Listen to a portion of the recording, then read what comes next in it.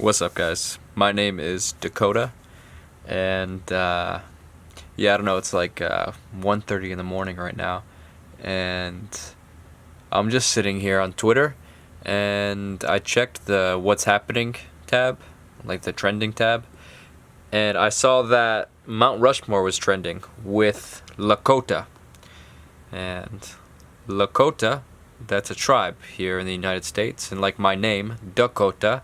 There's Dakota, Lakota, and Nakota. And those are three different tribes that are all kind of related linguistically and culturally.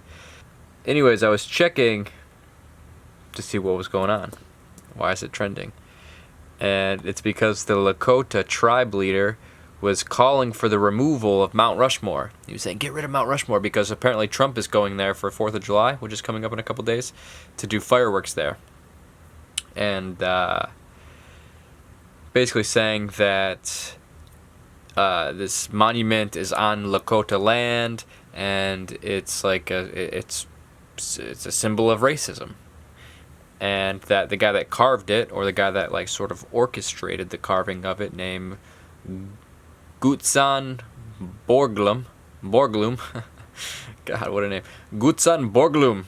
So this guy that carved it, Gutzon Borglum, was also a member of the Ku Klux Klan. So, of course, right now we have like a spark of revolutions happening all over the country, and people are tearing down old Confederate statues and old racist monuments, and it was just a matter of time before this one came up. And I find a lot of these videos that pop up in Twitter and on Instagram and stuff like that of people coming together to take down these statues is really powerful and beautiful in a kind of way, because it's like, the state puts these things up, and the narrative of who we are is given to us. We wake up in these bodies. Here we are, wake up in this planet, in these bodies. We're a human being. We're given our name, and our whole life stories are given to us. Christopher Columbus discovered America. Christopher Columbus never step foot on American soil, and he didn't discover. How can you discover a place where there's already people there? So, like, that's what I mean, is that I'm saying, like, our narrative is given to us, and like, a lot of the arguments on here, people are saying, like, the Lakota stole that from the Crow Indians. I don't know, I forget what tribe was living there before the Lakota were living there, but I tweeted something on Twitter. I was like, the Lakota tribal member calls for the removal of Mount Rushmore, a monument that is on Lakota land. It's been powerful, basically what I just said, like, it's been powerful to see us tear down all these racist symbols and sort of reclaim our own history. Like, we are taking our own power and being the dictators of history.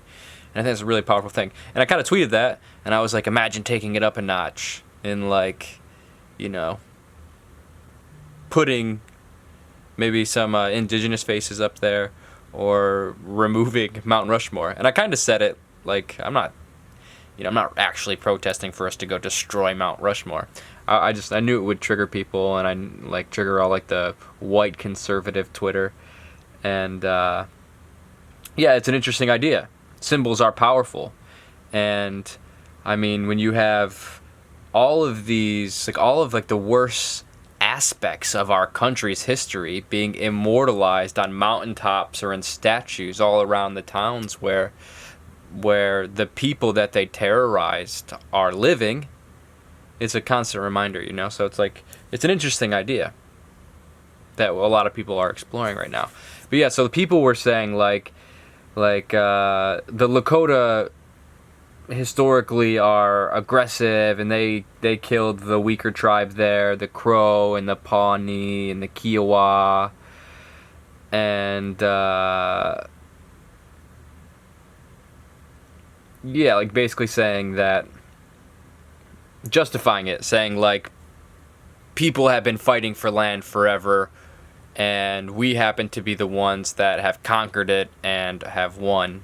And this is our land now, And these are our leaders displayed on the mountain. And yeah, that's true. I guess on some level that's an argument that you can make. Yeah, I don't know. Is it comparable to compare tribes that have been fighting for hundreds of years with each other to when white Europeans came over to North America with superior technology and foreign diseases that completely, or not completely, but nearly eradicated an entire race of people in a generation? Not only that, completely demolished them culturally also, and put their culture on display on a mountaintop next to them. Is that comparable? Maybe. I mean, some people might say yeah. Some people might just be like, it is what it is. And I mean, like, this is just what happens over time. But, you know, some things need to be stopped. Look at it this way. Like, think about it in the sense, like, Europeans were fighting forever, you know? Like, this isn't uncommon. It's not uncommon that small groups of people were fighting over resources and lands and ideas and stuff like that. But in Europe is always, they've been fighting forever. But the Nazis were bad. We had to stop that, right? The Nazis were bad. We had to stop the Nazis. Otherwise, we'd have big fucking swastikas carved into the side of the mountains by our houses. So, yeah, I don't know. I just wanted to make a little video about this because my tweet's kind of going viral. It's got like, I don't know, it's got like over 6,000 retweets. So, yeah, I don't know. It's a funny idea. What do you think? What do you think? Should we do this? Should we continue to remove these statues? Are these statues racist, or is it important to encompass history in this kind of way?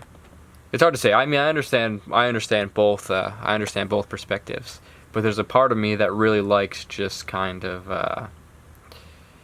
there's a part of me that likes to see karma kind of making its way back around, you know.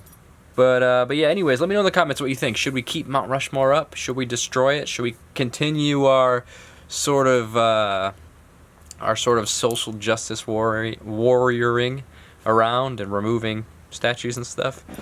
Or I don't know. How do we fight?